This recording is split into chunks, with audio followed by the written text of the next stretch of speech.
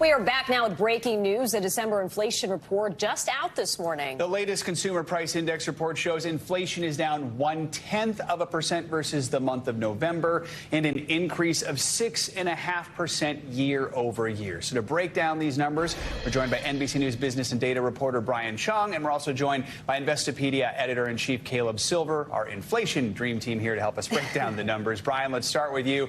What sticks out about the report? Any signs of relief in specific categories?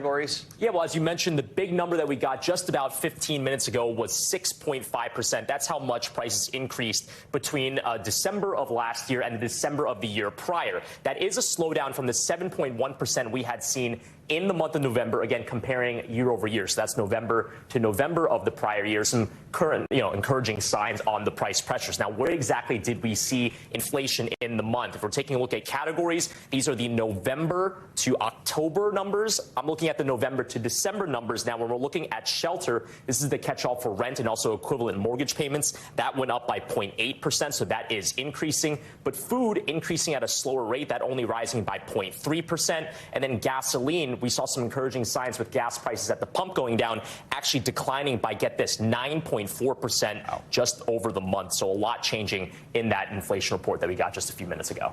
Caleb, let's bring you in the conversation. So what's your reaction to the new data out this morning? Any surprises?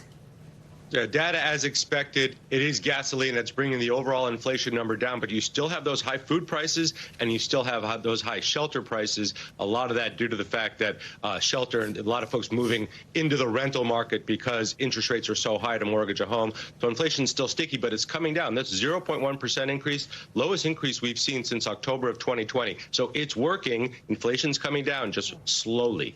Brian, you gave us some comparisons already, but just, how does this report compare to those from the last several months where we've continued to see inflation, rise year over year? Overall, is inflation cooling or heating back up right now? How do we define it? Yeah, well, again, at 6.5%, that's a pretty far fall from where we saw 9% in the summer last year. Again, talking about yearly rates here. So we saw it go from 9 to 8 to 7 to now 6.5. The Federal Reserve, though, would really like to see that somewhere closer to 2%, but we're seeing signs. Food, yes, it's still going up. Again, going up by 0.3%. My handwriting is not that great here. But one other point that I want to point out here that's not on this list is new cars. New car sales have continued to go up over the course of 2022. For the first time in a number of months, we actually saw new car prices fall over the month. So it's maybe some encouraging signs for people trying to buy a new car sometime soon.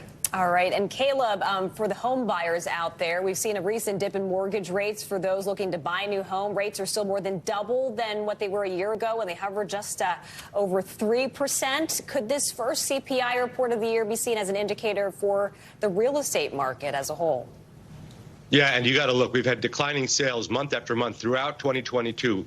Building permits and housing sales fell every month. They're probably going to fall again. Home prices finally started to crack. We got a report this week that showed they're down about 10% across the biggest 20 cities in America. So those high mortgage rates are keeping people out of buying in the housing market, and we'll probably see those mortgage rates come down a little bit, but I wouldn't expect anything like 4 or 5% anytime soon. Brian, we are keeping an eye on these numbers, but perhaps no one is watching them closer than the Federal Reserve, which is set to meet at the end of January. How might they react to this? Yeah, they'll meet January 31st, and they'll have the policy decision on February 1st. And the expectation is they'll continue to raise interest rates, which will keep mortgage rates high, as Caleb was just saying. But maybe they raise interest rates by a smaller increment than they've been doing in the last few meetings through much of 2022. They were going by these outsized 0.75 percentage point increases in each meeting. They lowered that to about 0.5 percentage point in their last meeting in December. The odds now that markets are pricing in, they'll do a 0.25 percentage point increase in that February 1 meeting. We'll have to see.